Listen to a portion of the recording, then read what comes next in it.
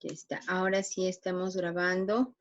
Ya tomamos nuestra asistencia, ya hemos hablado acerca de las competencias del Ministerio de Educación, las que ha solicitado cumplir el Ministerio de Educación y que las estamos avanzando adecuadamente. Y entonces ahora vamos de lleno a lo que nos corresponde.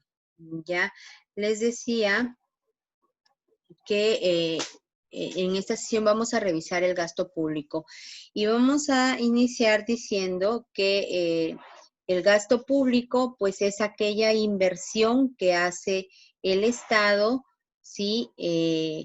En base a lo que ha recaudado, obviamente, ¿ya? Entonces, eso es lo que normalmente, ¿qué más podríamos entender o qué es lo que conocemos acerca del gasto público antes de continuar? Quisiera saber qué ideas tienen ustedes respecto a ello. ¿A qué les suena? No les pido que busquen en el Google, por favor, no busquen, solamente díganme si tienen una idea de lo que es el gasto público exactamente.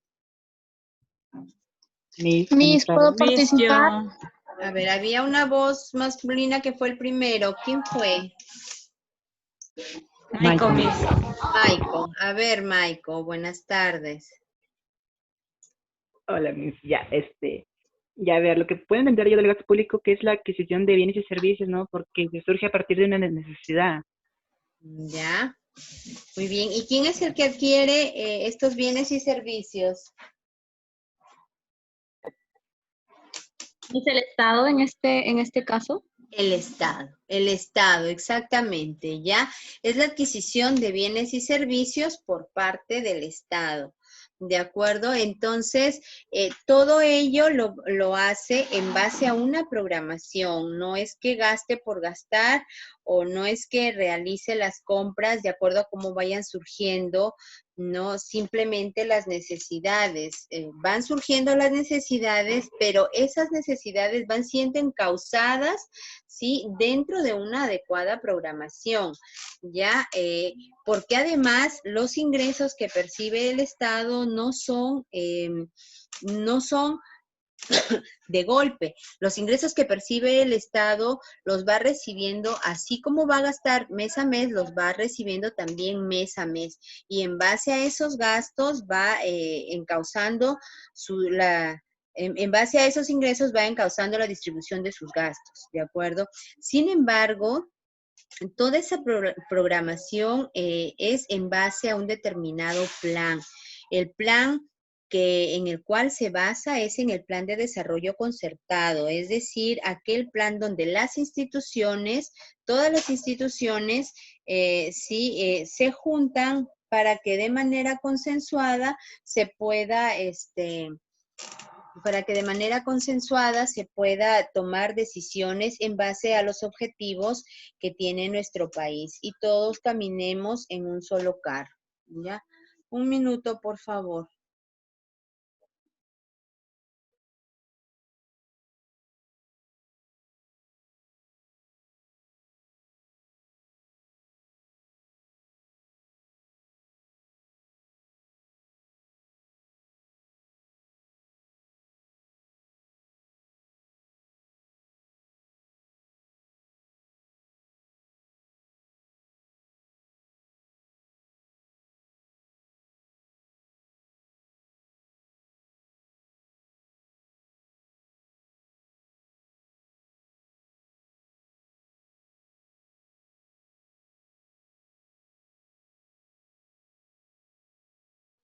A ver, chicos, discúlpenme un minutito, por favor, ya un minuto.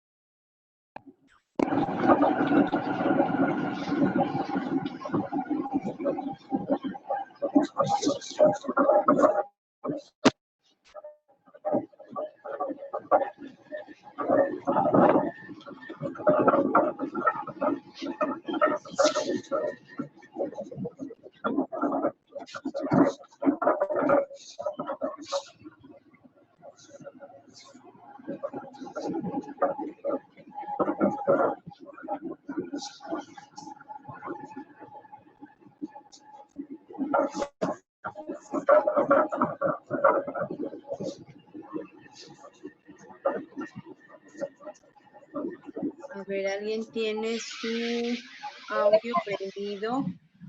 A ver, vamos a ver.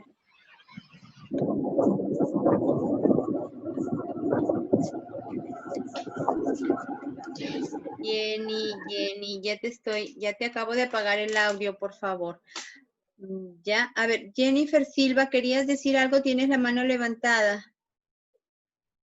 Ay, iba a participar Miss, en eso del conocimiento que teníamos acerca de gastos A ver, públicos. Jennifer, te escucho. Bueno, al igual que mi compañero Maiko, considero que el gasto público es la adquisición de bienes y servicios que realiza por parte del Estado con la finalidad de satisfacer una necesidad dentro de la sociedad. Por ejemplo, también vendrían a ser los proyectos de inversión con la finalidad de poder mejorar la calidad de vida de los ciudadanos de nuestro país. Ya. ¿Algo más? Bien, Eso por es. ahí. Eso es todo. Bien, así es, ¿no? El gasto público es la inversión básicamente que tiene el Estado en sus proyectos y obras públicas. Y también otros gastos adicionales que luego vamos a ir viendo de qué se trata, ¿ya? Pero bien, más que todo, la gente normalmente, los ciudadanos normalmente asociamos el gasto público básicamente con esos gastos de inversión que tiene el Estado. ¿Ya? Entonces, les decía que todo eso responde a un plan que ya se ha elaborado previamente. Ese plan es el Plan de Desarrollo Concertado que consiste, ¿no?, en la elaboración de un documento que tiene una visión, que tiene unos objetivos, en base a los cuales se realizan todos los gastos y la inversión que pueda realizar el Estado, ¿ya? Para lograr esos determinados objetivos. Y se le llama concertado porque esa inversión, esos objetivos los ha determinado no solamente el presidente, por así decirlo, ¿no? Está el poder, el poder ejecutivo, sí, junto con las demás instituciones públicas y organismos privados, sí, que tienen que ver con la marcha, con la buena marcha del país. ¿De acuerdo? Entonces, por ahí ese plan de desarrollo concertado. Ay, pero, por favor, un minuto. Ya, el plan de desarrollo concertado entonces sería el horizonte que va a permitir que todos miren hacia ese lado y a partir de ahí comiencen a caminar. En base a él se dirigen todas las organizaciones del Estado que quieren, que quieren realizar su inversión, ¿de acuerdo? Entonces, perdón, para darle un poco de brillo. Ya, ay, mi, mi cargador. A ver, un minuto, por favor, un minuto.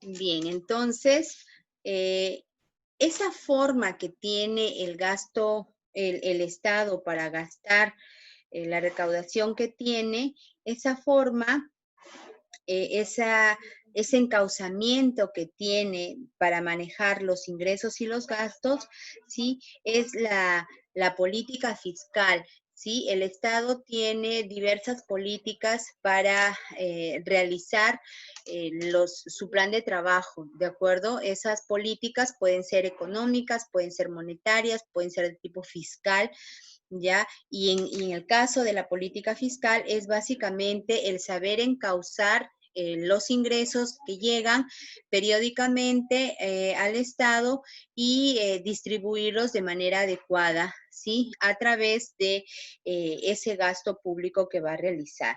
¿De acuerdo?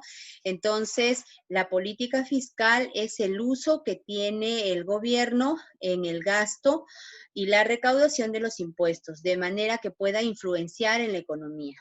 ¿Ya?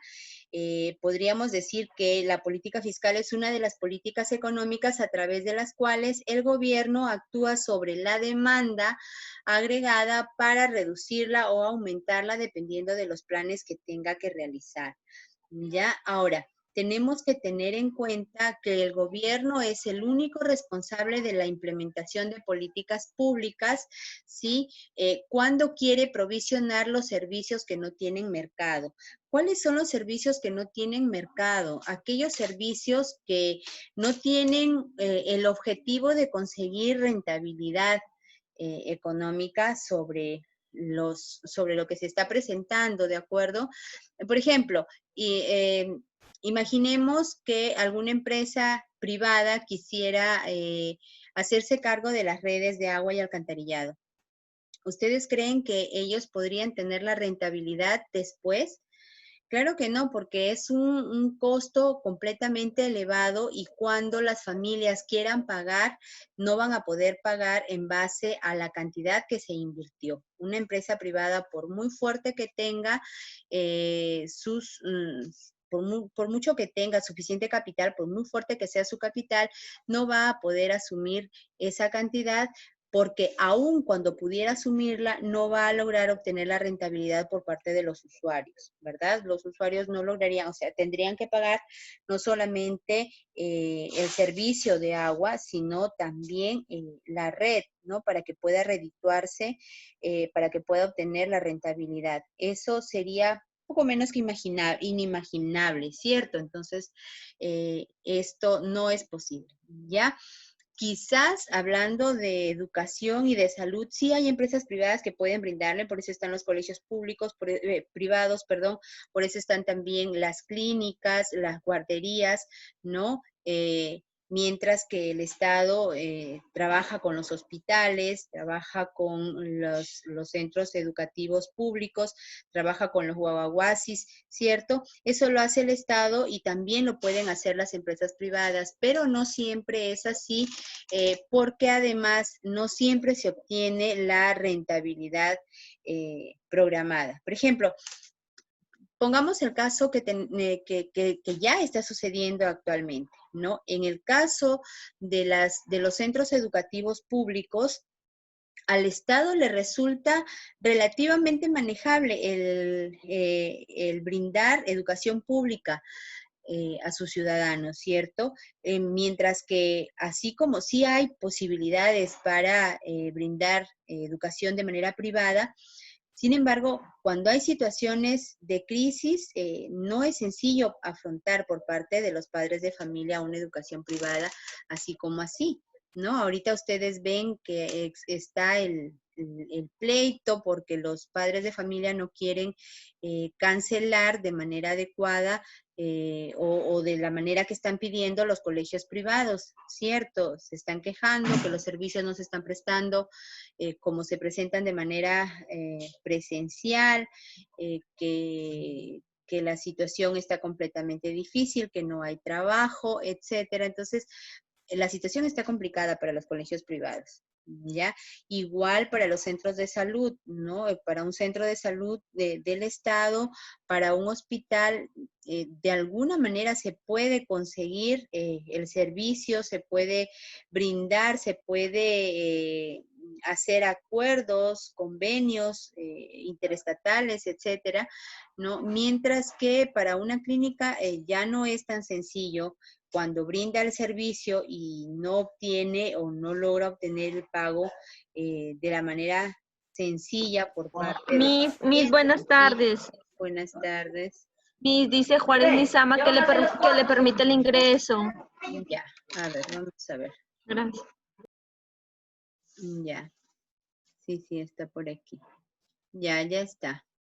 Ya, entonces, les decía que así como los servicios, es más, o sea, pídanle a una empresa privada que se haga cargo de la elaboración de una carretera, o sea, por sí sola.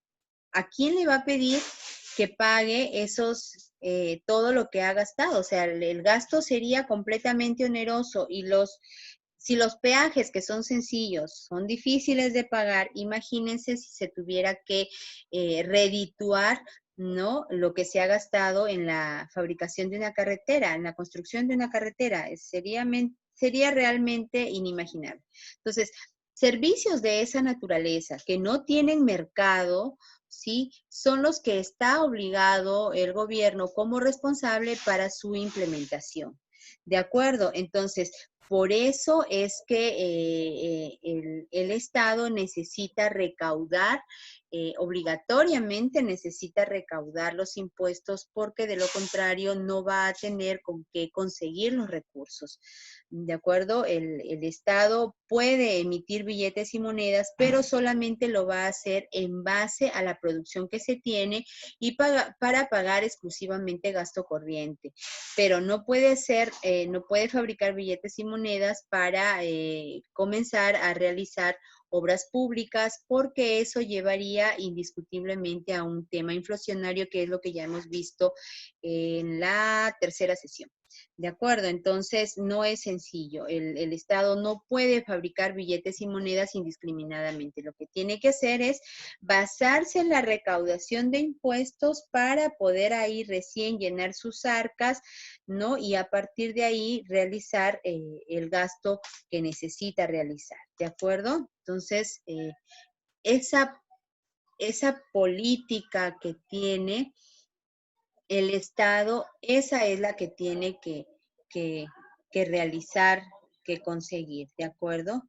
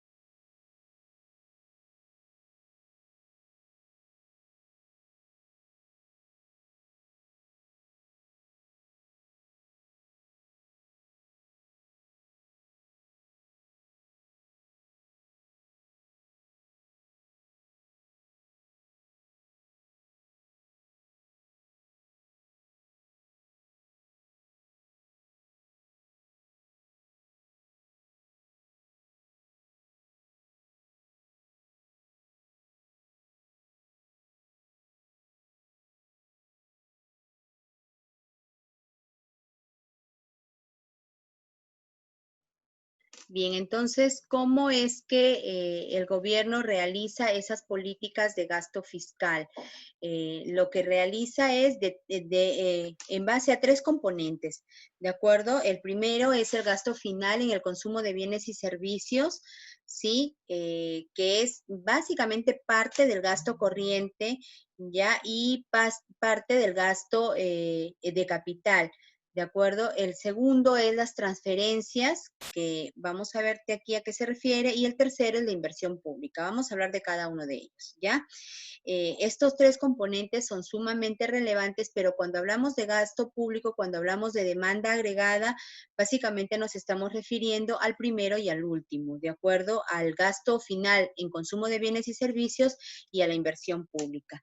Ya, las transferencias no, ¿por qué? Las transferencias son básicamente los programas sociales, las donaciones, ¿sí? A eso se refiere básicamente y por lo tanto, al final, eso es un gasto realizado por los consumidores, eso no vendría a ser demanda agregada, ¿ya? Entonces, ¿a qué sí le vamos a llamar demanda agregada? A la primera, que sería el gasto final, y a la segunda, que sería el gasto en capital, ¿ya? Eso es básicamente y hay que tenerlo muy en cuenta.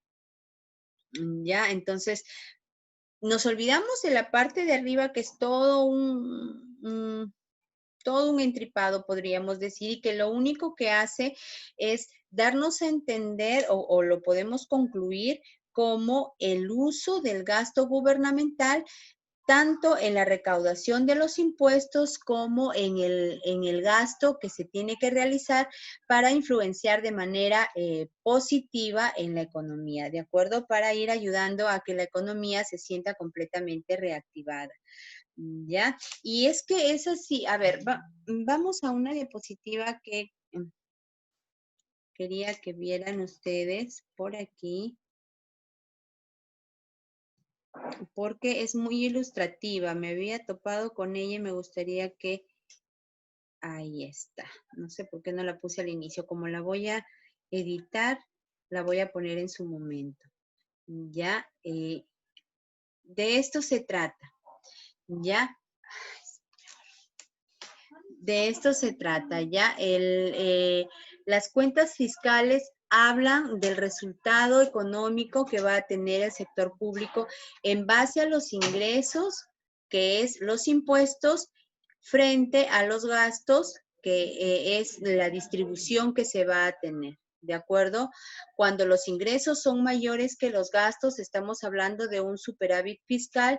Cuando los ingresos son menores que los gastos, estamos hablando de un déficit fiscal. ¿De acuerdo? Entonces, esta diapositiva creo que ilustra mejor. A todo esto, a toda esta aplicación le vamos a llamar presupuesto público, ya, presupuesto del sector público. Ya, esto es lo que, perdón, ¿alguien está rayando la pantalla? Chicos, ay, perdón, ya, bien, tengan cuidado, ya. Entonces, este es el presupuesto público y esta es la forma como el gobierno aplica su política fiscal, ¿ya? Sí. Me hice una pregunta.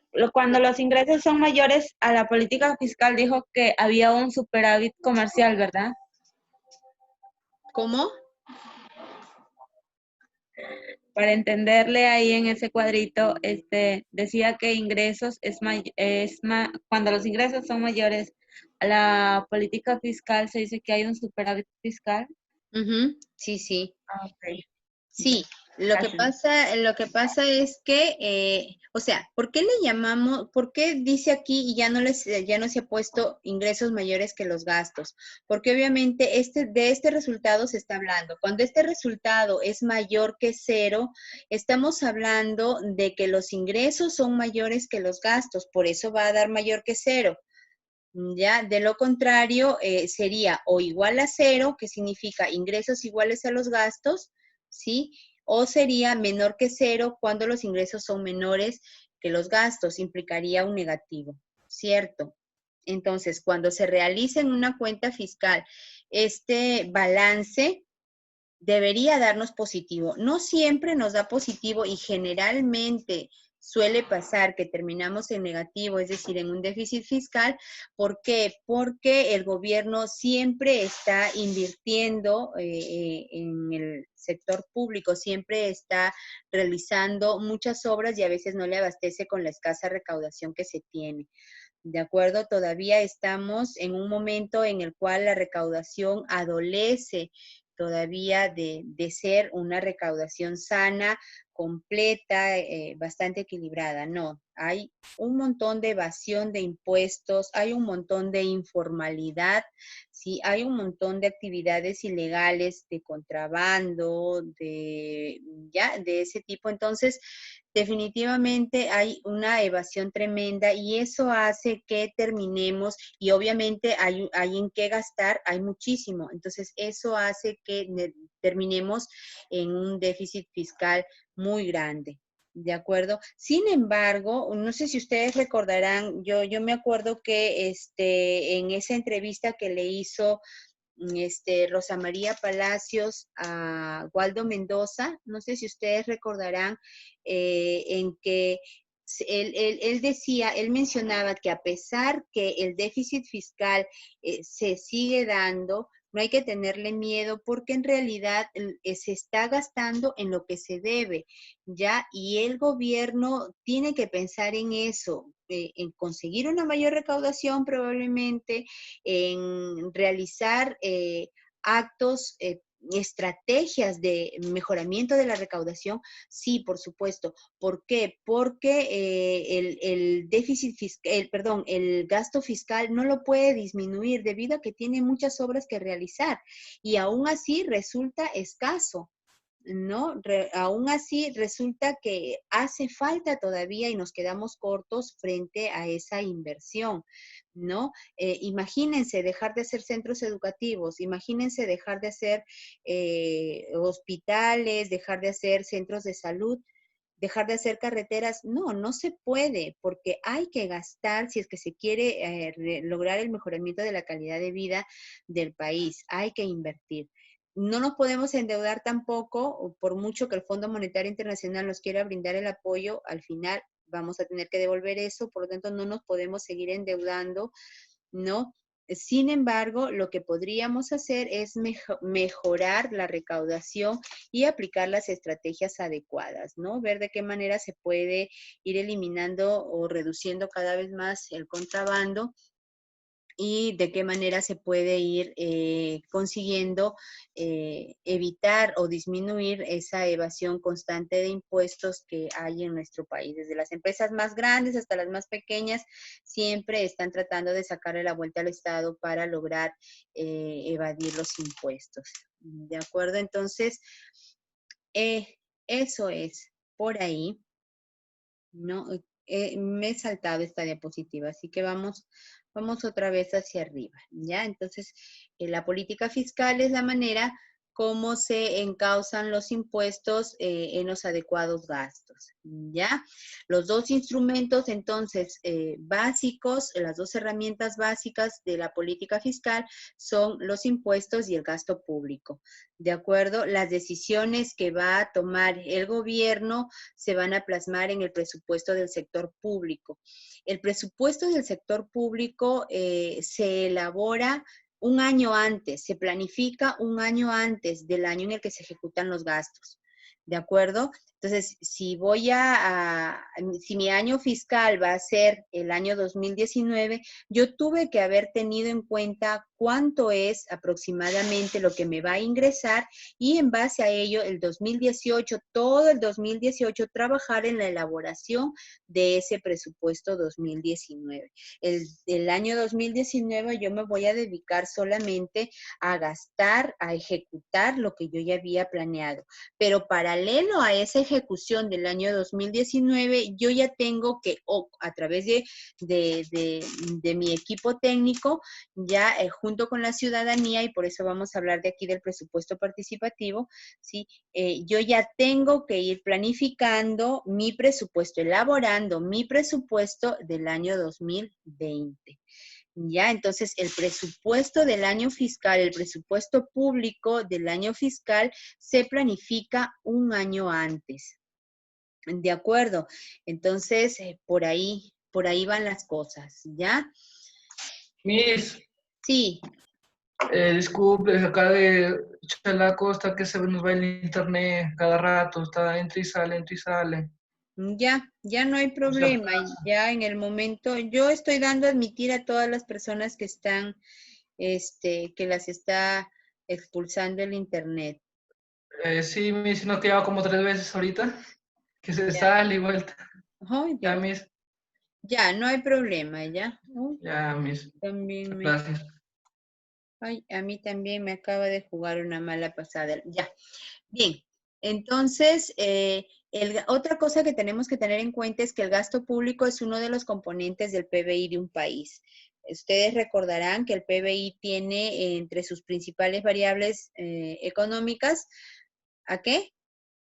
Al consumo, a la inversión privada, al gasto El gasto público público. y a las exportaciones netas, ¿verdad? Entonces, el gasto público es uno de los principales componentes y por lo tanto, sí, el gobierno tiene que ser muy cauteloso porque de él va a depender el aporte que se tenga que realizar al PBI del país.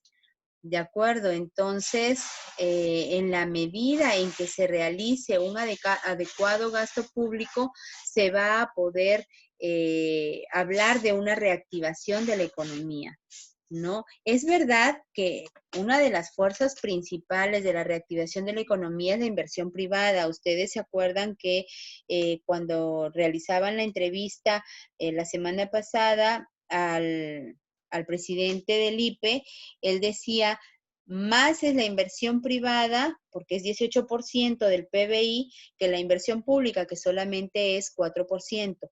Es verdad, la inversión privada es la que hace caminar la economía con más fuerza, pero la inversión pública también, o sea, si el presidente construye un centro educativo y además hace un proyecto integral, que ahora se habla mucho del presupuesto por resultados, del presupuesto basado en resultados, se hace un proyecto integral en una institución educativa generando un incremento tanto en la construcción como también en los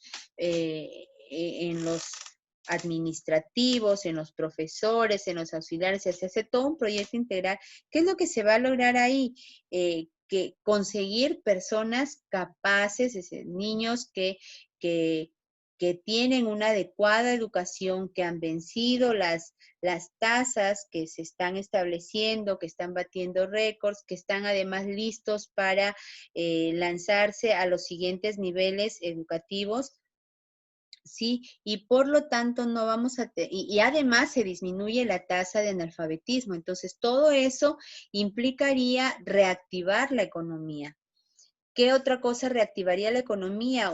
La construcción de un centro de salud, la construcción de un hospital, ¿no? Disminuyen las tasas de morbo y mortalidad, ¿sí? ¿Qué otra cosa en el sector agrícola? ¿Qué otra cosa en las vías de comunicación? Etcétera, ¿no? Entonces, la economía camina en la medida en que también el gobierno sepa invertir adecuadamente. ¿De acuerdo? Como les digo, hay servicios que no tienen mercado, entonces, ¿quién es el que va a lograr brindar esos servicios? Solamente el Estado y nada más que el Estado. ¿De acuerdo? Sí, ya creo que no hay nada más por aquí. Ya, más que tener en cuenta dos últimas cosas. ¿Quiénes son los actores de la política fiscal? De los ingresos, el Ministerio de Economía, del gasto, el Ministerio de Economía y Finanzas. De los ingresos, la SUNAT. Vamos a ver por qué. En el caso de la SUNAT, es la recaudación, ¿cierto? La SUNAT, es verdad, está adscrito al MEF, sí, pero tiene autonomía funcional, técnica, económica, financiera, presupuestal y administrativa. Es decir, es toda una institución, es todo un Ministerio de Economía, chiquito, ya, porque si bien es cierto que que está adscrito al MEF, pero todas las decisiones financieras, presupuestales, económicas, las maneja con total autonomía. Y al MEF le hace llegar la información y las arcas, obviamente, de todo lo que se ha logrado recaudar. ¿Ya? Después ellos mismos van a administrar, fiscalizar, sancionar, ellos mismos lo van a hacer. ¿no? No necesitan la aprobación de ninguna instancia mayor.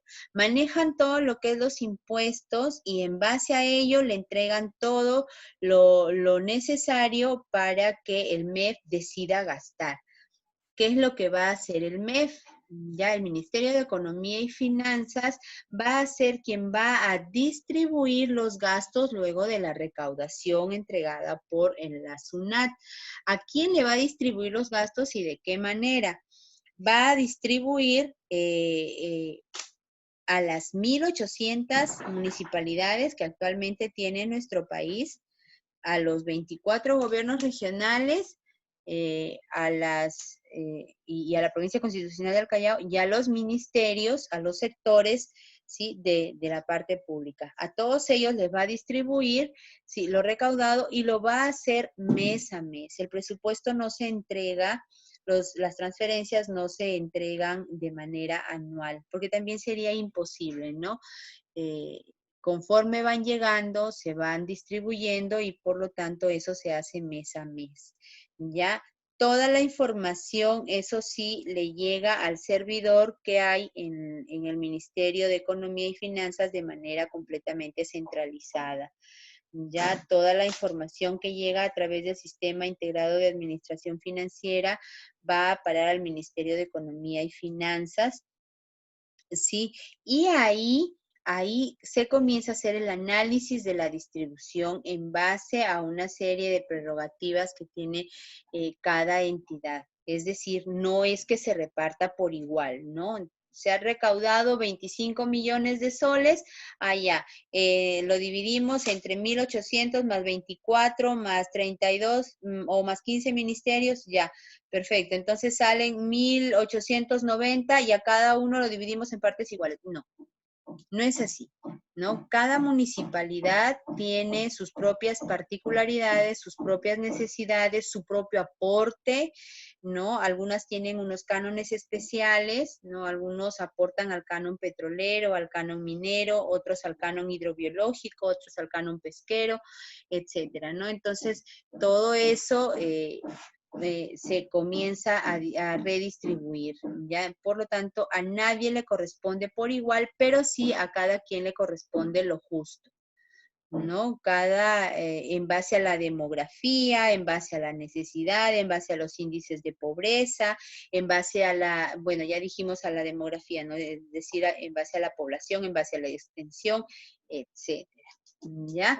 Entonces, ¿cómo lo distribuye? Ya lo acabamos de mencionar, ¿no? Y es más, cada entidad sabrá cómo va a distribuir esos ingresos que le acaban de llegar. ¿De acuerdo? Entonces, aquí viene el T, ¿ya? ¿Qué es lo que pasa aquí? Imaginemos la municipalidad provincial de Piura, ¿ya? Imaginemos que el MEF le asigna, pues no sé, 100 millones de soles, ¿va? Sí, 100 millones de soles, ya, imaginemos, ¿no? La municipalidad, ¿cuántos distritos tiene? Tiene 10 distritos, ¿cierto? Entonces, a cada uno, también según sus necesidades, le va a tocar, ¿ya? Pero también a la municipalidad provincial le va a tocar una determinada cantidad solamente para su jurisdicción, ¿de acuerdo? Para ello, el año anterior, la Municipalidad Provincial de Piura tiene que haber ya presentado al Ministerio de Economía y Finanzas su presupuesto. ¿Cómo lo va a hacer? Ya, empezamos aproximadamente en febrero, ¿no? Se comienza a gestar toda la parte de preparación para el presupuesto participativo. El proceso de presupuesto participativo dura aproximadamente 3 meses o 4 meses a lo mucho. Ya entonces en febrero se empieza a gestar, ya en marzo y abril comienzan las convocatorias, ¿sí? Se realiza todo el proceso que de aquí vamos a ver exclusivamente cómo es, ya. Una vez que se termina y se elabora el primer borrador del presupuesto, eso se envía a Lima, ¿sí? Más o menos estamos hablando en julio, para que en Lima el Ministerio de Economía y Finanzas revise ese borrador, ¿sí? Y comience a enviar las observaciones que ha planteado. Ya, cuando retorna ese documento a la ciudad de Piura, ya en Piura se tiene que revisar totalmente, nuevamente ir levantando una a una las observaciones, ¿sí? Y eso toma aproximadamente 1 o 2 meses. Estamos hablando que en octubre aproximadamente ya se envía el documento final.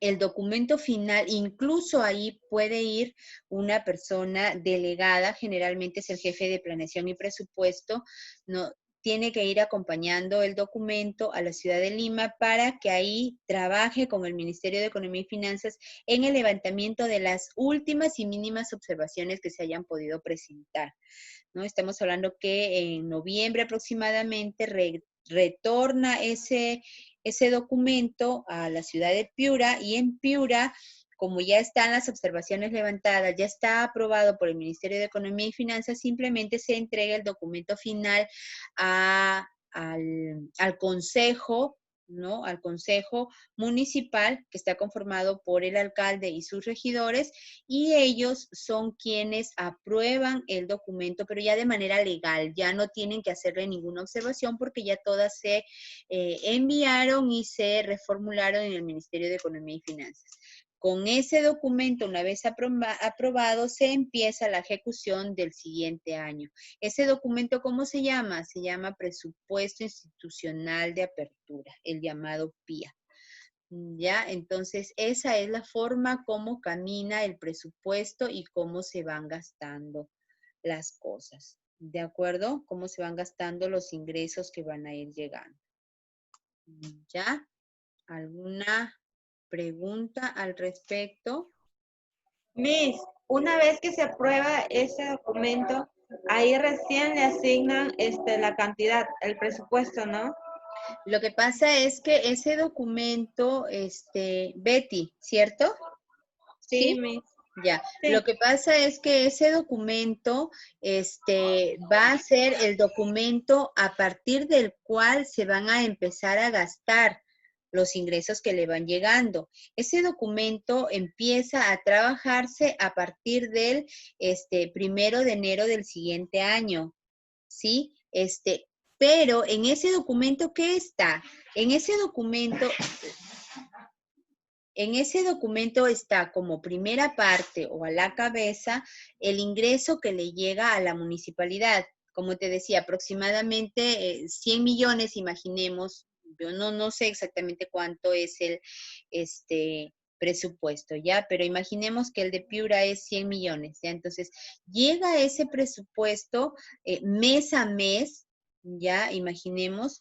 Entonces, estamos hablando de alrededor de, pues no sé, 12, 13 millones, sí, mensuales, ¿ya? Entonces, eso que va llegando mes a mes, en ese documento institucional de apertura ya se tiene claro cómo se va a distribuir. Ahí está la llamada cadena presupuestal. La cadena presupuestal empieza, ¿no? Con el sector al cual va a ir, imaginemos, agrícola. Luego viene el subprograma, que es el siguiente subsector, y luego viene la cadena, así toda una cadena funcional, hasta que al final se dice exactamente el pequeño monto al que va a ir, ¿no? Puede comprarse todas las herramientas para la infraestructura, la tecnología de riego, puede también distribuirse entre los ingenieros que van a realizar el proyecto, se distribuye también entre la mano de obra que va a ayudar a elaborar el proyecto, etcétera, ¿no? Todos esos gastos, desde la parte superior hasta la parte inferior, vienen dadas en ese presupuesto institucional de apertura. En realidad es un documento bastante grande, bastante amplio. Ojalá pueda conseguir una copia para traerles la próxima semana, ya, para que ustedes puedan mirar más o menos y apreciar cómo es la cadena del gasto, ¿ya? Eso es la forma del gasto, ¿ya? Entonces, ¿alguna pregunta al... Miss, Sí? la transferencia del dinero lo hacen, la transferencia del dinero lo hacen, por ejemplo, el Ministerio de Economía y Finanzas lo manda directo a cada, por ejemplo, a cada distrito, por ejemplo, en el tema de la alcaldía, o lo manda directo a, por ejemplo, en ese caso sería la de Piura, y ella se encargaría de distribuir a todos sus distritos. No, no, no. ¿Quién es el que habla? Camacho Carrasco, Eder. Ah, Eder. Ya, no, Eder, no es que se envíe a la parte superior, no. El gobierno central distribuye a través del Ministerio de Economía y Finanzas a cada una de las municipalidades de manera directa. Ya, imaginemos a Ignacio Escudero, que pertenece a Sullana, ¿cierto? Ya, debería llegarle primero a Piura, Piura enviarle a Sullana y Sullana a Ignacio Escudero. No, no es así. De frente el Ministerio de Economía y Finanzas lo envía a la municipalidad de Ignacio Escudero. De frente lo envía a la municipalidad de Tambo Grande, al de Tambo Grande. De frente lo envía a la ciudad de Chiclayo, a la de Chiclayo. A la municipalidad de Piura, a la de Piura. A la provincia constitucional del Callao, al Callao. A cada municipalidad le llega de frente. Por eso les digo, hablamos de 1,800 municipalidades distritales, hablamos de 24 gobiernos regionales, 1,800 municipalidades distritales y provinciales. Hablamos además de los gobiernos regionales, 24, y hablamos además de la provincia constitucional del Callao, y hablamos además de cada uno de los ministerios por parte de cada uno de los sectores de la economía. Por lo tanto, a cada uno le llega mes a mes la transferencia directamente desde el MEF a cada distrito, a cada provincia, a cada gobierno regional. Al gobierno regional de Piura le llega solamente lo que va a invertir el gobierno regional. Ya, por lo tanto, imaginemos que, a ver, en Castilla quiere realizar el empistamiento de Miraflores, que las pistas están hechas una pena. Ya, entonces, le va a llegar a la municipalidad de Castilla, ya, a la municipalidad distrital de Castilla. No le va a llegar primero al gobierno regional, luego a la municipalidad provincial de Piura y luego, no. De frente a la de Castilla, ya, y ella será la que sabrá en qué momento va a ejecutar el empistamiento de Miraflores en base al adecuado presupuesto participativo que lo vamos a ver de aquí. ¿Ya? ¿Está claro? Sí, Miss. Bien, otra pregunta, sí. Miss, ¿por qué muchas veces se dice que este presupuesto que les es asignado a cada municipalidad muchas veces regresa? Muy aparte de la capacidad que ellos puedan tener para ejecutar o realizar estas funciones, ¿qué otra deficiencia se puede dar en todo el proceso que usted ha mencionado? Ya, a ver, Betty, lo que pasa es que no podemos decir muy aparte de la capacidad de gasto, porque justamente ¿por qué regresa el presupuesto a las arcas del Estado? Por incapacidad de gasto. Así se llama, justamente. Acabas de tocar carne ahí. ¿Qué pasa? A ver, vamos a ver. Cuando a uno le llega por eso en realidad hay, ¿cómo les digo? Hay distintas áreas dentro de una municipalidad, dentro de un gobierno regional, distintas áreas y cada quien con su propia jefatura y cada quien con sus propios encargos y sus propias funciones, ¿ya? Una de las funciones principales, uno de los cargos principales dentro de la parte administrativa es la jefatura, gerencia, sugerencia, como le quieran llamar, de adquisición de bienes y servicios, o de adquisiciones y contrataciones, le llaman unos, o de abastecimientos, le llaman otros, ¿ya? Pero el cargo es ese, básicamente adquirir tanto los bienes como los servicios, ¿sí?, que van a lograr la ejecución de un gasto. Por ejemplo, cuando ya tenemos definido un proyecto, imaginemos sigamos con lo mismo, el empistamiento de Miraflores, ¿ya? ¿Qué se tiene que hacer? Primero, hacer el proyecto el estudio del proyecto, ¿no? Antes de nada, hacer el estudio del proyecto a nivel de perfil, a nivel de factibilidad, etcétera, dependiendo de qué tan grande sea el proyecto. ¿Ya? A nivel de perfil, si es que el proyecto cuesta menos de 500,000 soles, creo, perdón, de 500,000, creo que sí. Bueno, no manejo ahorita los montos exactamente, pero a partir de un monto hacia abajo a nivel de perfil. Ese estudio que se realiza a nivel de perfil hay que pagarlo. Para ello hay que lanzar la convocatoria solicitando un economista, un ingeniero o de repente un consorcio de economistas e ingenieros para que elaboren el perfil. Ya hay que hacer las bases, se presentan, y todo eso tiene unos plazos.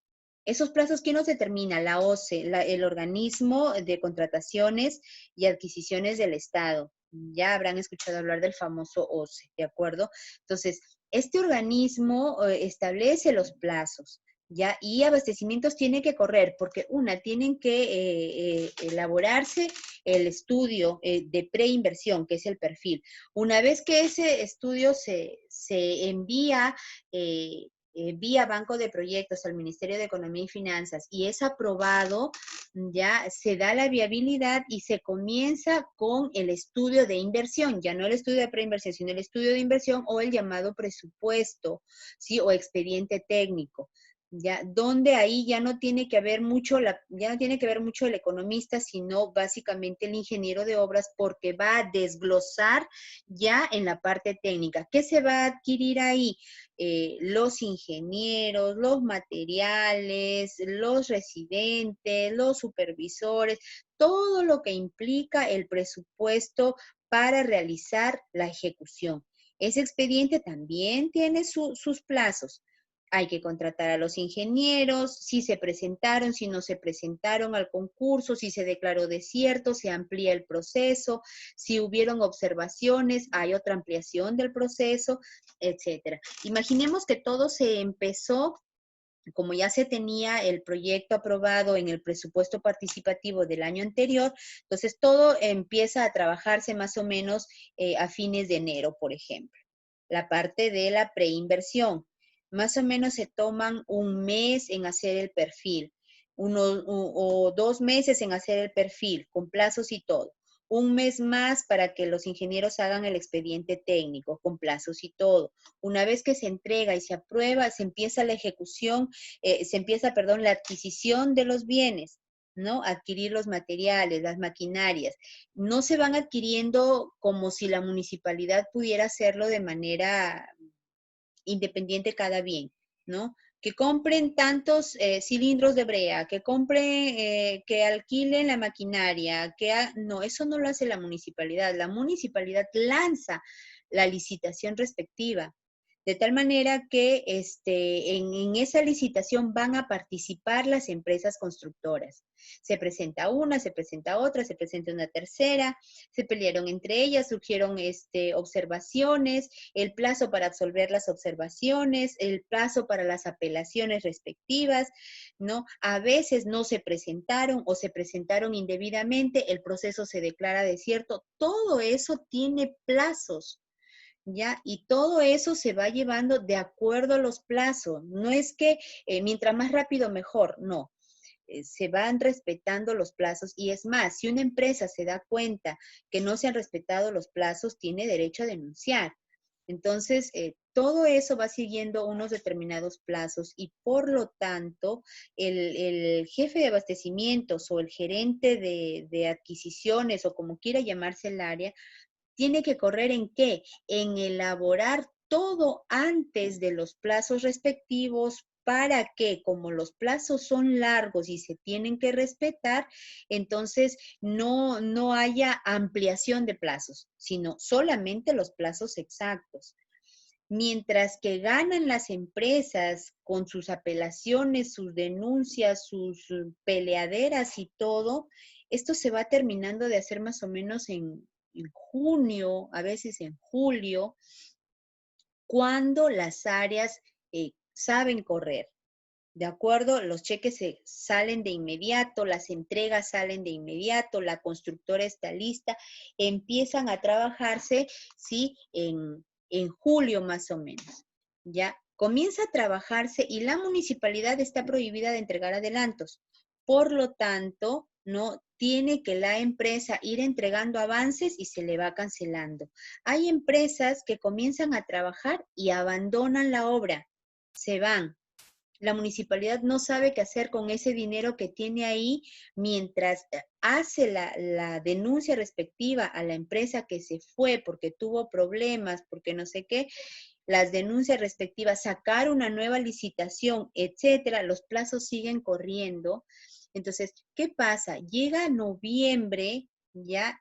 Y la municipalidad sigue todavía con esos, ¿cuánto dije que costaba? Más o menos 400,000 soles, imaginemos. ¿No? Sigue con esa plata ahí a medio gastar. Ha pagado ingenieros, ha pagado estudios, ha pagado economistas, ha pagado todo eso, pero en la parte de pre y de ejecución de presupuesto. Pero en la parte ya de la ejecución de los gastos, la municipalidad todavía está entera porque la empresa abandonó o porque la empresa fue denunciada, porque se le encontró algún problema, comienzan los juicios, entonces ese dinero sigue ahí. Cuando llega noviembre, cuando se va a hacer el cierre del ejercicio fiscal en diciembre, lo que tiene que hacer la municipalidad obligatoriamente es devolver ese dinero al Estado porque lamentablemente no se pudo ejecutar.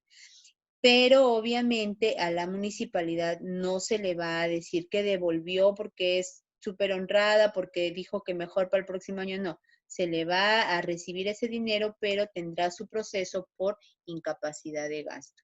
Es decir, esto se tiene que manejar con la mayor antelación posible para evitar que los plazos se venzan y ya no se pueda hacer nada. Cuando un plazo se vence, se solicita una ampliación de plazo y eso es grande también.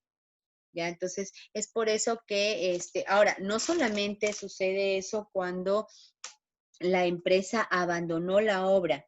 A veces sucede por este tema de las declaratorias de desierto, a veces sucede porque el jefe de abastecimientos tuvo problemas, renunció, vino otro, a veces sucede porque los regidores no estuvieron contentos con la persona que estuvo en la jefatura de abastecimientos o de adquisición y lo invitaron a retirarse mientras se contrató a la otra persona, mientras se le capacitó, mientras se buscó una persona que de repente, que estuviera acreditada por la OCE, porque no todo el mundo puede trabajar en abastecimiento, sino una persona que está acreditada por la OCE.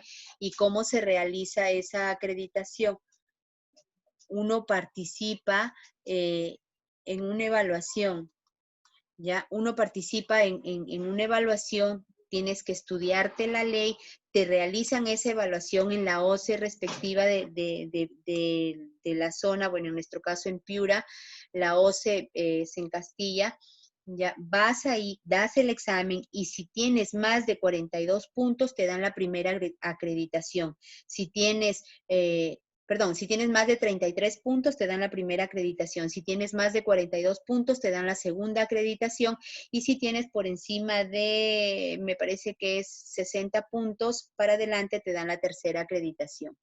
¿De acuerdo? Generalmente la gente opta por la primera acreditación y luego, posteriormente, ya una vez que comienza a trabajar, ya como ya se empapa de toda la ley y se la conoce al revés y al derecho, ya va postulando a la segunda y la tercera, pero con que tengas la primera acreditación ya puedes trabajar ahí. Entonces, mientras consigues personal acreditado, mientras consigues los funcionarios, mientras los funcionarios trabajan en esto, algunos se duermen en sus laureles, se les vencen los plazos, entonces no siempre se llega a ejecutar el gasto con anticipación. La idea es que el dinero que te van enviando mes a mes del Ministerio de Economía y Finanzas también se vaya gastando a la brevedad posible, porque de lo contrario se te viene rapidísimo noviembre, se te viene diciembre y lamentablemente no gastaste y vas a tener que devolver ese capital. ¿De acuerdo? Entonces, esa es la forma. No sé si he respondido a tu pregunta, Betty. Sí, Miss, gracias. Ya lo Bien, entendí. bien. Y por último, ya, si hay alguna otra pregunta de lo contrario, vamos a pasar a ver, nos hemos entretenido mucho en el tema de los gastos y está bien que lo hayamos hecho porque es importante que ustedes conozcan el teje y maneje del gasto fiscal. Pero también quería que tengamos en cuenta cómo se llenan las arcas, es decir, cuáles son los ingresos sobre los cuales se va a aplicar la recaudación. Pero igual, antes de hacerlo, si hay alguna otra pregunta, igual la podemos responder mientras tanto. ¿No? Bien, entonces, lo que vamos a ver ahora, me he perdido porque la idea era verlo al inicio, ¿no? ¿Cómo son los ingresos? ¿Qué es lo que se considera ingreso para la... Vamos a dejar de compartir. ¿Qué es lo que se considera ingreso para la parte de la recaudación? Vamos a ver. ¿A qué le llamamos? Renta, obviamente, y sobre lo cual va a ir aplicada la recaudación. ¿Ya? A ver, un minuto.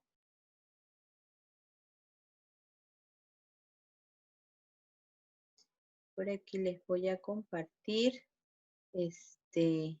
algo muy bonito y muy interesante para que tengamos en cuenta cuando algo es renta y cuando no lo es, para que las empresas tengan claro en qué momentos van a poder.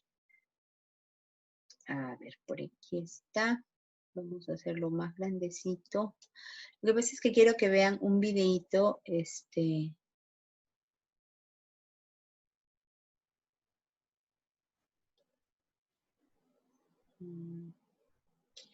ya vamos a ponerle un zoom mayor porque no tiene pantalla completa este videito. A ver. Más chiquito. Más chiquito. Ya está. Bien. Entonces, le vamos a dar compartir. Mi nombre es Humberto Medrano.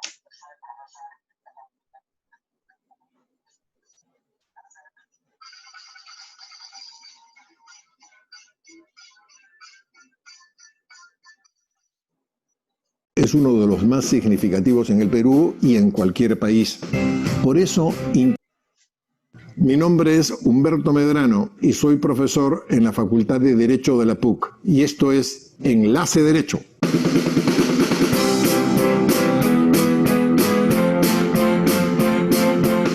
El impuesto a la renta es uno de los más significativos en el Perú y en cualquier país.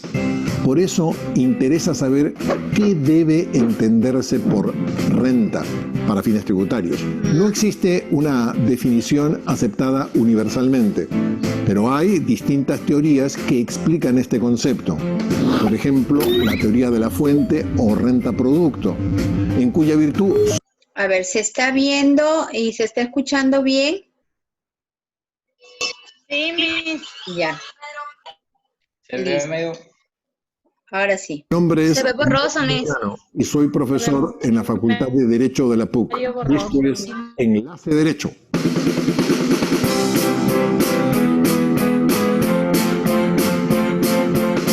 El impuesto a la renta es uno de los más significativos en el Perú y en cualquier país. Por eso interesa saber qué debe entenderse por renta para fines tributarios. No existe una definición aceptada universalmente, pero hay distintas teorías que explican este concepto.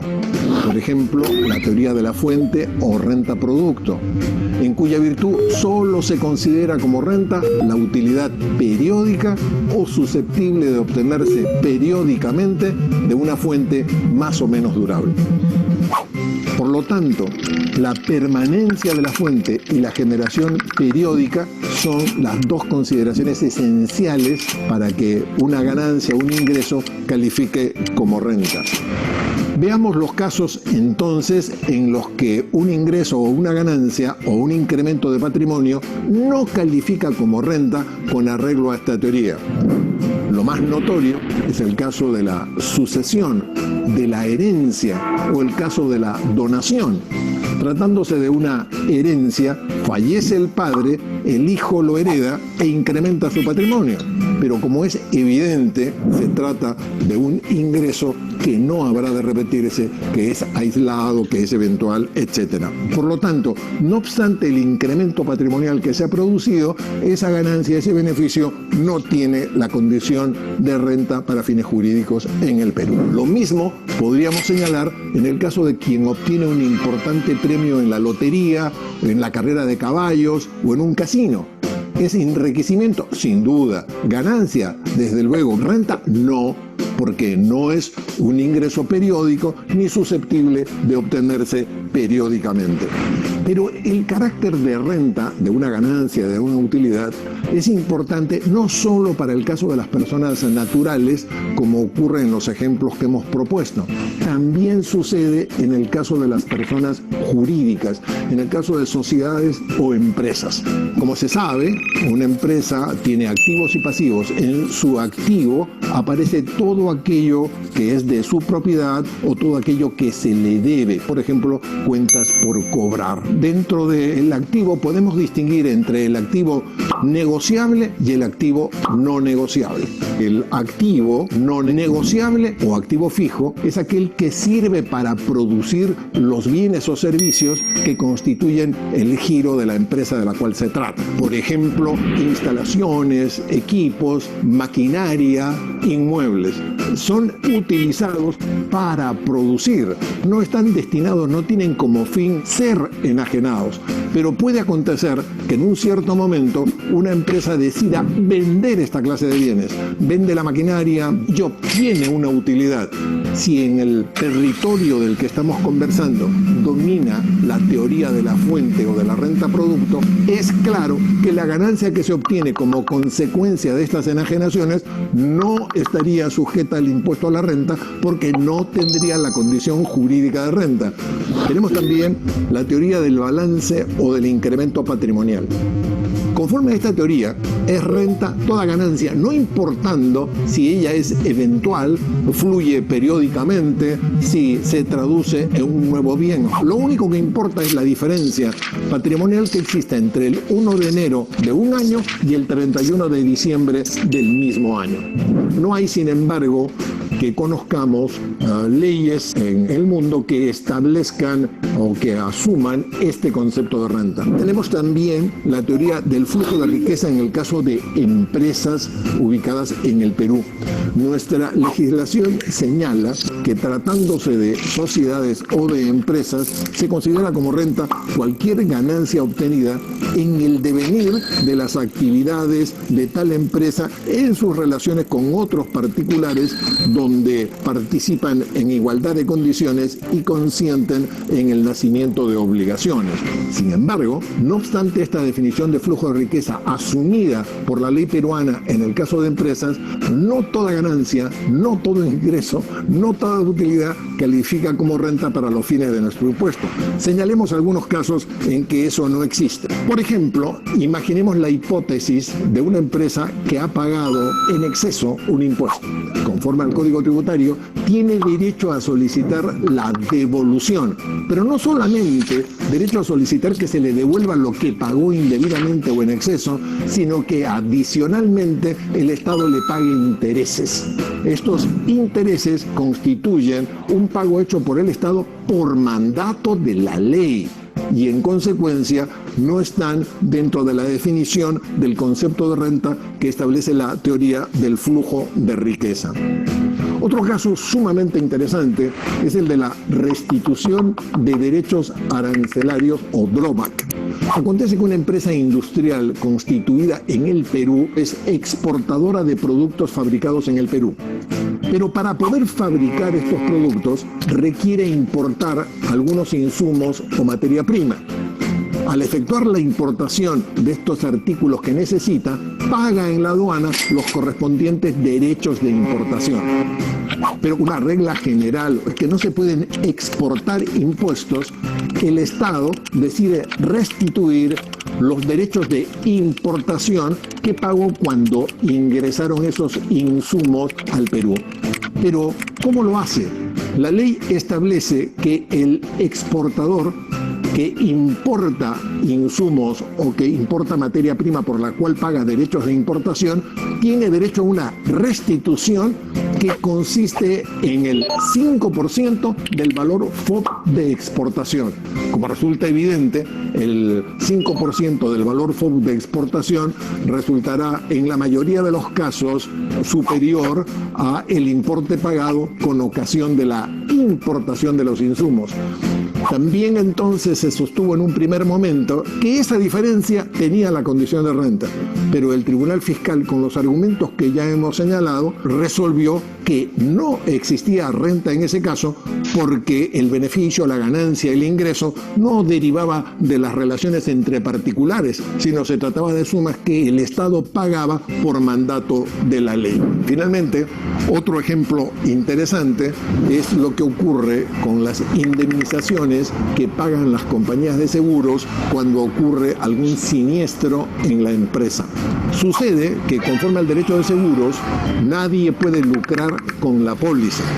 Es decir, que el propósito del seguro es compensar aquello que en efecto ha significado una pérdida para el asegurado, no para que obtenga beneficios. Si la empresa tiene una maquinaria, por ejemplo, de cierta antigüedad y se va a producir un siniestro, va a ser sumamente difícil que esta empresa consiga una maquinaria exactamente de la misma cantidad de años de uso, de la misma marca, de la misma condición.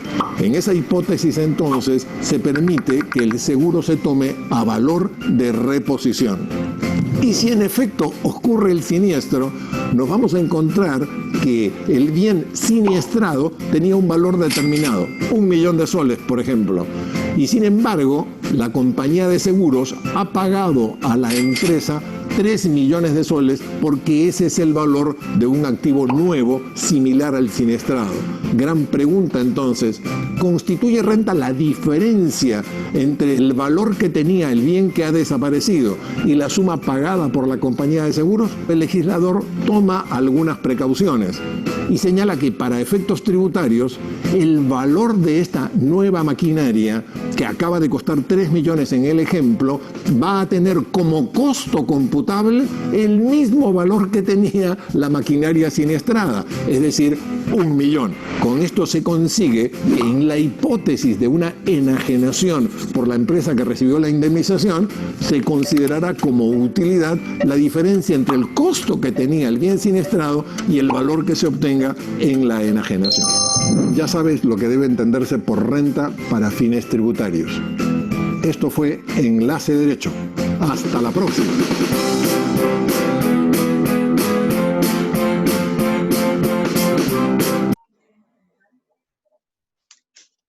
Bien, entonces, hasta ahí con el tema de lo que es renta o no. Ya, a ver, ahorita vamos a participar al respecto, ¿ya?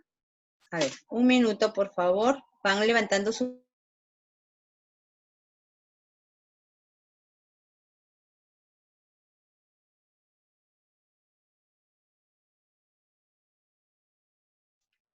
A ver, ¿quién se apunta? ¿Quién dijo yo? Vamos a ver, dejamos de compartir para Betty Ojeda. A ver, Betty. Ya, lo que puedo yo resumir de ahí es que la renta, que en fines tributarios, como está hablando aquí, son aquellos ingresos. A ver, perdón. Un minutito, Betty. Me había olvidado de decirles, porque ya me he pasado, una idea por cada participante, ¿ya? Una idea, la que tú quieras al respecto, ¿ya? Y los demás vamos complementando esa idea, porque si no todos vamos a decir lo mismo guiados por el anterior, ¿ya? A ver, Betty.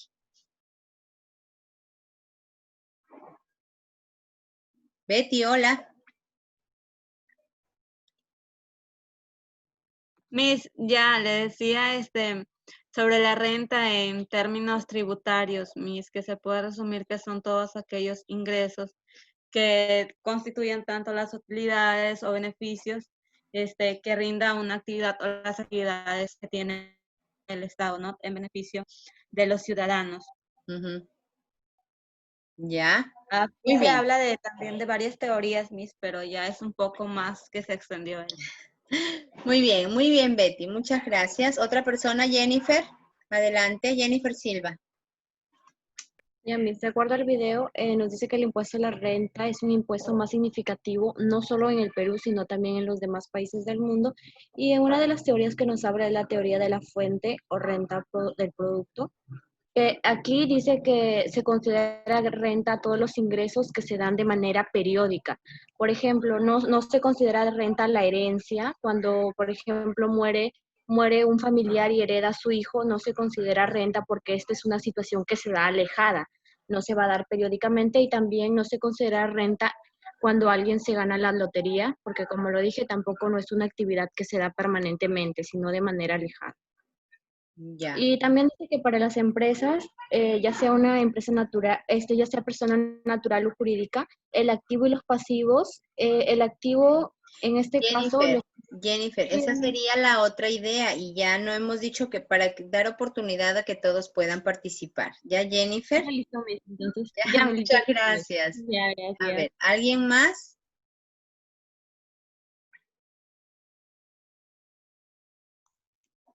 ¿Otra manito levantada? ¿Nadie más? Miss, A ver. una pequeña idea que entendí es de que cuando una persona recibe su herencia, crece su patrimonio. Ya. Ya, ¿Y eso sería renta o no sería renta? Porque la idea es entender si se está considerada como renta o no. Sí, Miss. ¿Sí? ¿Quién dice sí también? A ver, ¿alguien que quiera complementar lo que ha dicho su compañero? ¿Es una renta o no es una renta la sucesión por herencia?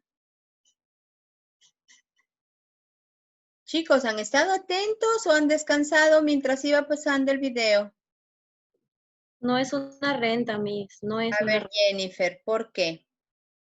Porque, por ejemplo, cuando le hereda, esta actividad no se lleva a cabo periódicamente, sino es alejado. Por eso es que no se considera una renta. En el video no.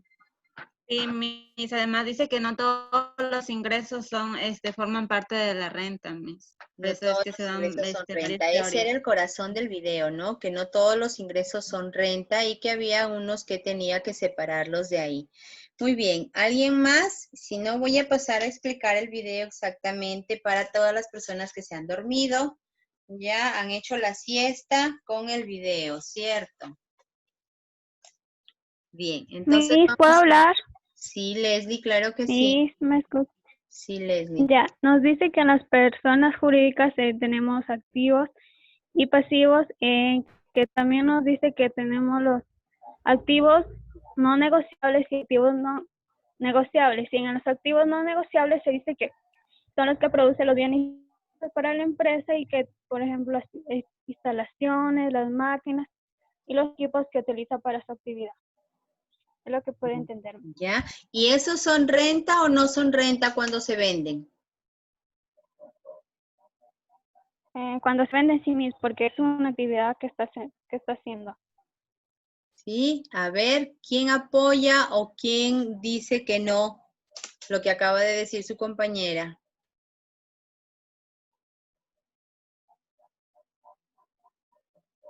¿Nadie? ¿Todos están de acuerdo? ¿Sí es una renta cuando se vende?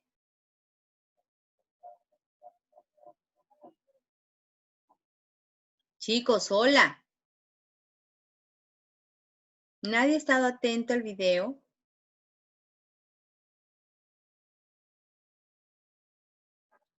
No, Miss. No es renta. ¿Por qué, Betty? Porque es algo temporal, Miss, porque ya tú lo vendes y no vas a estar constantemente vendiendo los activos que tienes en tu empresa. ¿Cómo se llaman esos activos? Porque si hay activos que se pueden vender y periódicamente. ¿Cómo se llama ese tipo de activos que no se vende periódicamente? Fijo. El activo fijo, ¿ya? Entonces, ese activo no negociable o llamado activo fijo no se vende constantemente. Se vende cuando la empresa voluntariamente y por alguna razón justificable lo quiere vender. Y cuando lo vende no constituye, es incremento de la riqueza, ¿sí? Pero no constituye una renta porque aunque sea un ingreso, no se da periódicamente. ¿De acuerdo? Vamos a analizar el vídeo. A ver, déjenme prender la luz un minuto porque ya no veo.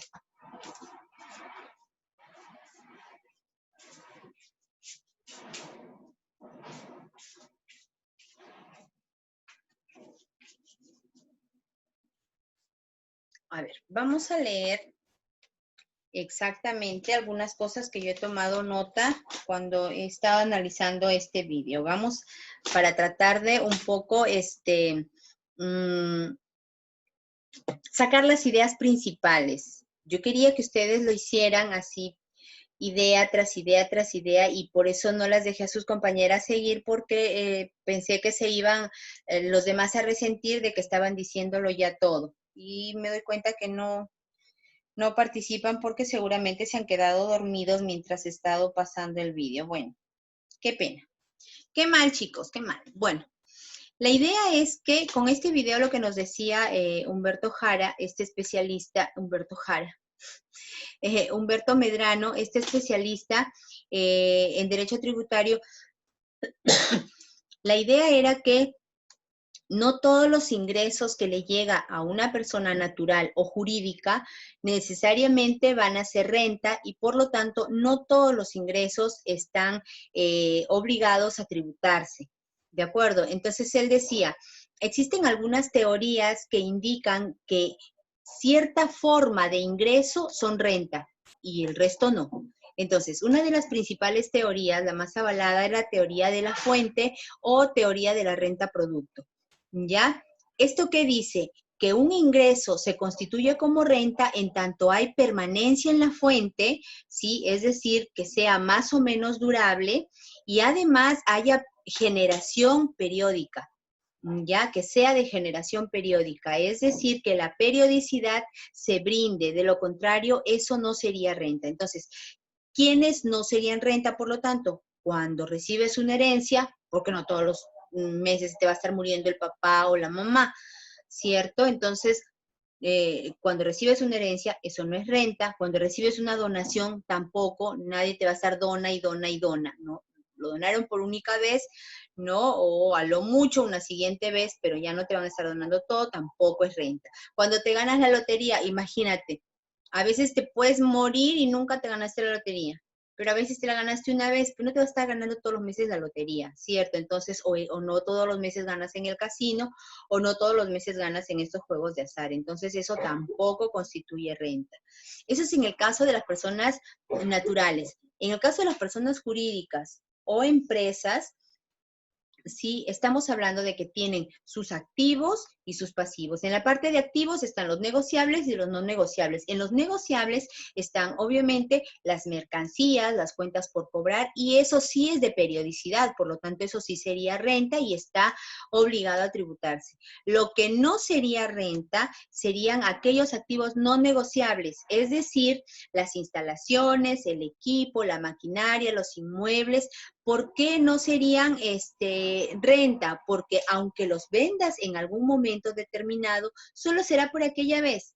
No, si te quieres cambiar a una planta mayor y el terreno donde estabas laborando lo quieres vender, lo vas a vender en ese momento y se acabó. Ya no lo vas a volver a vender otra vez y otra vez mensualmente. Entonces, obviamente ese activo no negociable, llamado activo fijo, por algo es fijo, no es de enajenación permanente, no es de venta permanente y por lo tanto no sería una renta. ¿De acuerdo? La segunda teoría es la teoría del balance o incremento patrimonial. Un minuto. Que ya casi se me apaga. Ya. A ver. ¿dónde iba? La teoría del balance o incremento patrimonial. Esta teoría nos dice que hay un incremento entre el inicio del periodo fiscal y el final. Llámese 1 de enero, 31 de diciembre. Obviamente, a lo largo de ese periodo puede que se haya incrementado el patrimonio por alguna razón. Sí, porque ha habido una donación, porque ha habido un premio, porque ha habido una transferencia, un bono del Estado, lo que quieras. Entonces, al final ha habido un incremento patrimonial. Pero eso ni en el Perú ni en el mundo hasta el momento se considera como una renta porque no se logra determinar la periodicidad en la cual se ha recibido para que haya logrado incrementarse el patrimonio. Por lo tanto, esa teoría al final tampoco tiene mucha validez. Y la tercera teoría es la teoría del flujo de riqueza. Entonces dice que en el proceso de producción sí, se genera riqueza. En ese proceso de producción, mientras haya permanencia del incremento de la riqueza, está bien, es una renta. Pero ¿qué pasa cuando el incremento de la riqueza es en un determinado momento? Vamos a ver, hay 3 casos que mencionaba él por poner algunos de los ejemplos, ¿no? Lo que él decía era, imaginemos cuando pagas impuestos de más, ¿sí? Y la SUNAT va a tener que devolverte por esos impuestos o incluso pagarte intereses por esos impuestos. O sea, si te devuelve los impuestos, no estás ganando nada, pero si encima te va a pagar intereses, ¿sí? Entonces ahí sí hay un incremento de la riqueza, pero no es un flujo de riqueza, solamente es el incremento. Entonces, ¿qué pasa ahí? Eso no se considera como renta. Vamos a poner el caso, los trabajadores independientes. Imagínense ustedes, alguno de ustedes que quiera ya brindar recibo por honorarios, no quiere tener su negocio propio, pero tampoco quiere trabajar en una empresa y entonces decide brindar servicios independientes, ¿no? Asesoramiento, por ejemplo, de alguna empresa, ¿no? O alguien decide ayudar a su papá como mecánico, ¿sí? Aprende, realiza cursos y tal, y brinda recibos por honorarios. O alguien, por último, quiere ser zapatero y punto. ¿Ya? Entonces, el recibo por honorarios, ¿quién lo entrega? El recibo por honorarios lo entrega desde aquella persona que realiza servicios de limpieza, ¿no? Y pongo Carmen Esther Ruiz Mondragón, especialista en limpieza, ¿no? Realizo mis trabajos y me pagan y yo entrego recibo por honorarios. Lo realiza desde la persona que realiza servicios así tan pequeños como pequeños en el sentido en que no se tiene que estudiar mucho ni recibir conocimientos técnicos muchos para realizarlo, pero al final ningún trabajo es menor que el otro, ¿no? Pero bueno, entonces, desde las personas que realizan servicios de limpieza, servicios técnicos, servicios profesionales, servicios ya de especializados y de asesoría. O sea, todo tipo de servicios que se brinda de manera independiente está obligado a renta de 4ª categoría. Entonces, Carmen Esther Ruiz Mondragón, especialista en, no sé, en vuelos en la NASA. O sea, hasta lo máximo, ¿no? Entonces, cualquiera de ellos, yo brindo recibo por honorarios. ¿Qué pasa ahí? Si yo gano menos o si emito recibos por menos de 1.500, no estoy obligada a pagar renta de 4ª categoría. Pero si yo realizo trabajos que impliquen un monto mayor de 1.500, debo pagar impuesto de renta de 4ª categoría. Pero ojo, lo debo pagar siempre y cuando todos esos recibos por honorarios lleguen a un monto de 35,000 soles a más en el año.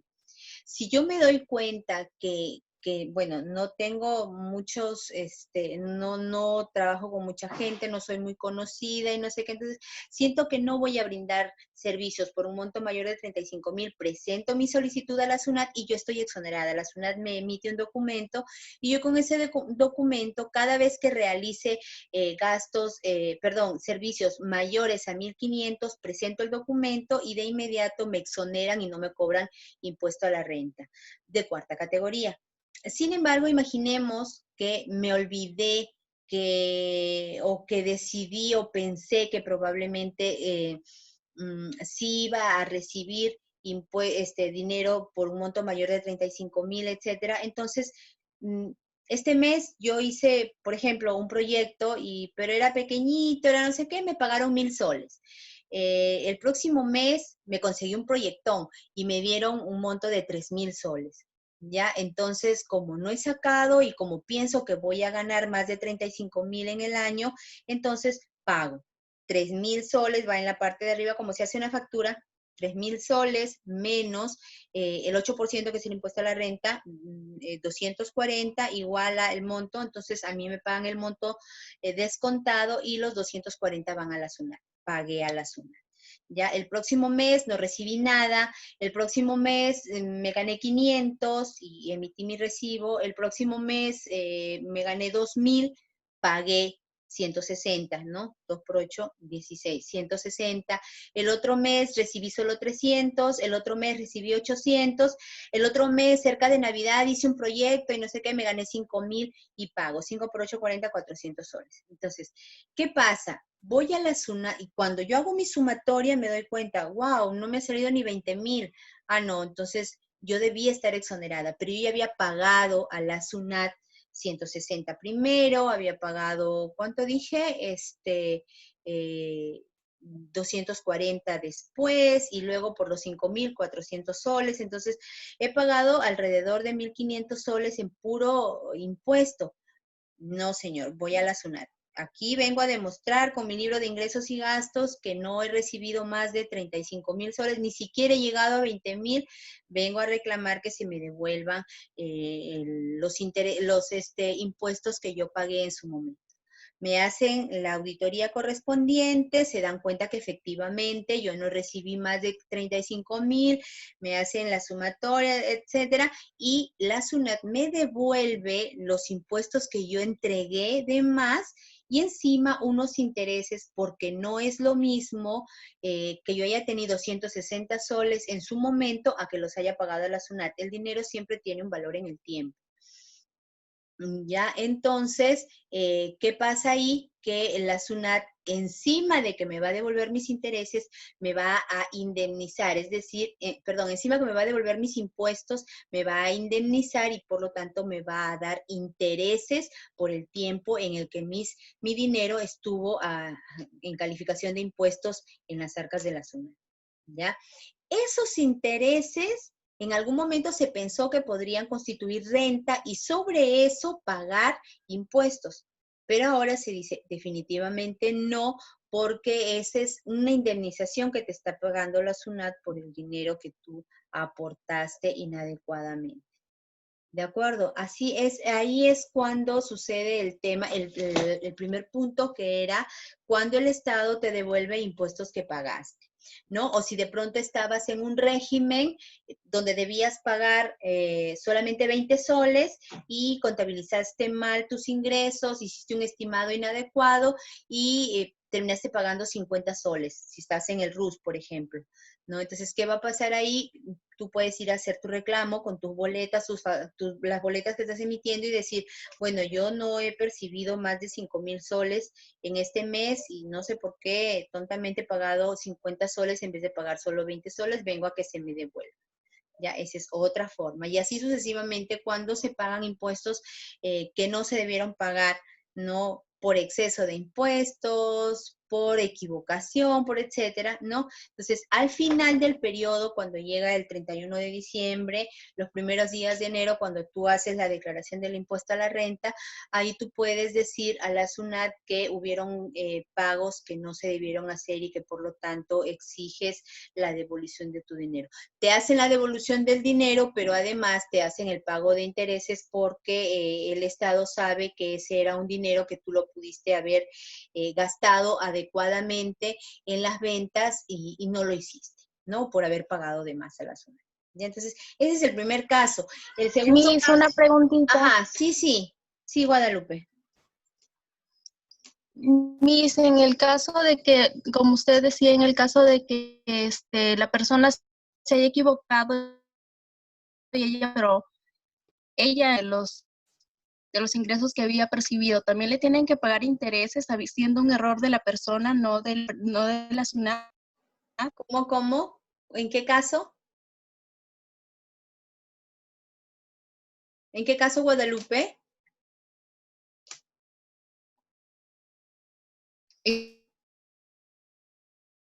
A ver, déjame ver si es que he captado la idea de lo que me dijiste para que no te esfuerces con el tema de la conexión. A ver, yo decía en el caso de que la persona se haya equivocado, pero no se haya equivocado al pagar impuestos, sino se ha equivocado al estimar sus gastos. Es decir, si estás en el RUS, tú estimas que tus gastos aproximadamente en el mes van a ser menores a 5,000 soles y por lo tanto pagas 20 soles de RUP. Ya, de 20 soles de impuestos, perdón, ya, si estimas que van a ser mayores de 5,000, o sea, entre 5,000 y 8,000 soles, tus ingresos vas a pagar 50 soles, ya, y si estimas que van a ser entre 8,000 y ya no recuerdo qué otra cantidad, vas a pagar 200 soles, una cosa así, ya, entonces, puede ser, a mí se me ocurre, ¿no? Puede ser que al hacer la estimación de gasto, de ingresos, perdón, tú vas a pensar que vas a recibir entre 5,000 y 8,000 soles y por lo tanto, en base a ello, pagas tu impuesto de 50 soles. Pero luego, cuando tú haces la contabilización del mes, te das cuenta que tus ingresos no fueron mayores a 5,000. Ya, no es que te hayas equivocado, o sea, te has equivocado al estimar los ingresos que iban a llegar. De la misma forma que te pudiste equivocar al estimar los ingresos de 35,000 soles si estábamos hablando de una persona independiente. A eso me refiero, ¿no? Entonces, la SUNAT no es que va a subsanar una equivocación tuya, no, lo que la SUNAT va a hacer es devolverte algo que inadecuadamente pagaste, ¿sí? O sobreimpuesto, porque lo que hiciste fue pagar un impuesto que te correspondía, pero sobreestimaste el monto y pagaste un impuesto superior al que debías, ¿no? Entonces, lo que tú estás haciendo es reclamar lo que en derecho te corresponde, pero no lo vas a poder reclamar mes a mes, lo vas a tener que reclamar al final del periodo fiscal, ¿sí? Y durante ese periodo, ¿sí? Tu dinero estuvo en las arcas de la SUNAT, no estuvo contigo. Es por eso que la SUNAT te paga una cantidad de intereses al respecto. ¿Ya? No es que siempre suceda y además tú tienes que demostrar que tuviste esa sobreentrega de impuestos. Ya, no es que tú le puedas sacar la vuelta a la SUNAT así nada más. Tienes que demostrar y la SUNAT generalmente te hace padecer una buena cantidad para que tú llegues a demostrar que fehacientemente fue un error de cálculo, nada más. Ya, por eso, o sea, medio mundo simplemente no lo hace, ¿no? Ya, de eso estábamos hablando. No sé si respondo a tu pregunta. Sí, Miss, gracias. Bien, Guadalupe. Entonces, y el otro era el drawback o la restitución de derechos arancelarios. Ese es mucho más sencillo de comprender. ¿Y cuándo sucede? Cuando tú tienes una empresa exportadora, pero al realizar esas exportaciones necesitas insumos importados. Ya, imaginemos que tú exportas, no sé, ropa, ya exportas polos de algodón. Ya, imagínate, del algodón más fino que produce nuestro país. Ya, el algodón, que es tu materia prima, lo compras aquí, todo lo que quieras, pero los insumos, algunos hilos, algunos bordados, algunos no sé qué, todo eso lo importas. Cuando tú realizas la importación, necesariamente vas a tener que pagar aranceles, ¿no? Los derechos arancelarios, salvo que estés en un convenio o en un tratado de libre comercio como veíamos la semana pasada, las semanas anteriores, ¿verdad? Pero lo normal es que tú pagues tus derechos arancelarios por importación. Ahora, cuando tú vas a exportar, no se exportan impuestos, por lo tanto, vas a exportar la mercadería, pero se van a tener que descontarte lo que tú en algún momento pagaste como arancel. ¿Cuánto sería eso? El 5% del valor FOB, es decir, del valor portuario que tú vas a poner, que tú vas a pagar cuando vas a realizar las exportaciones. ¿Sí? Te lo van a descontar o te van a decir que ya no debes pagar ese 5%. Ahora, como todos sabemos, el valor venta es menor que el valor compra, ¿no? Eso por lógica. Entonces, si tú en las importaciones pagaste una cantidad de impuestos, en las exportaciones te van a devolver un 5%, obviamente ese 5% va a ser mayor porque tu precio por exportación es mayor, ¿no? Entonces, ese 5% va a ser mayor que el arancel que tú pagaste. Eso significaría que al final tú vas a tener una cierta ganancia.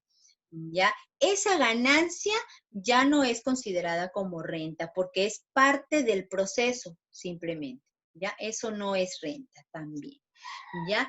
Y el tercero es la indemnización por los bienes siniestrados, ¿cierto? Imagínate si tú compras una maquinaria y la comienzas a depreciar de manera natural, ¿ya? Imaginemos que el tiempo de vida útil es de 7 años, ¿ya? Y en el 5.º año esa maquinaria ya está cercana a la desaparición por depreciación, ¿cierto? Sin embargo, en el 5.º año nomás sucede un accidente, la maquinaria se vuelca y se desbarató totalmente. Como esa maquinaria está asegurada, el seguro te va a tener que devolver, pero las primas de seguro, las pólizas de seguro siempre son sobre un bien completamente nuevo, no sobre el bien, o sea, no hay manera de evaluar qué tanto ha caminado el monto, el valor de ese bien hasta que sucedió el siniestro.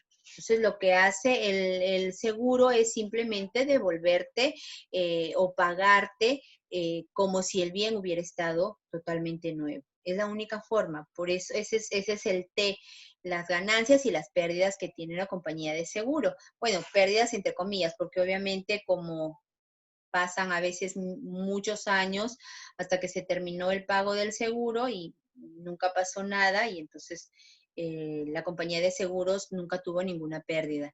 No, al contrario, todo fue ganancia y todo fue ingresos. Pero bueno, pensemos en el caso de la maquinaria siniestrada. Se cayó, se hizo pedazos y no sé qué. Y entonces la compañía de seguros te va a brindar la totalidad de la maquinaria como si fuera nueva. Obviamente, lo que tú tenías era una maquinaria a punto de vencer y lo que te acaban de pagar es una maquinaria nueva.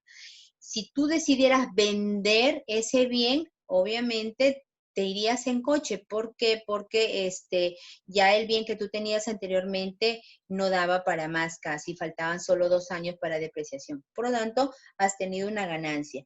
Esa ganancia en realidad no es renta tampoco. Eso es lo que estaba diciendo este señor, ¿no? Tampoco se puede considerar porque no se puede lucrar con las primas de seguro, ya con las pólizas de seguro. Entonces, por ahí todo lo que el Estado puede considerar como gravable para la recaudación de impuestos, ¿ya? No sé si hay alguna pregunta antes de irnos a un break, porque de aquí vamos a hablar sobre el presupuesto participativo, que ya es la parte final. ¿Sí? ¿No? ¿Todo bien? Bien. Bien, chicos, entonces son las 4:18, 12 minutitos. Empezamos a las 4:30 para irnos hasta la parte final ya, que sería lo del presupuesto participativo. ¿Está bien? ¿Estamos todos? ¿Sí? Creo que se fueron. Bueno, ya. Bien, entonces nos encontramos a las 4:30 en puntito para empezar la última parte. ¿De acuerdo? Bien.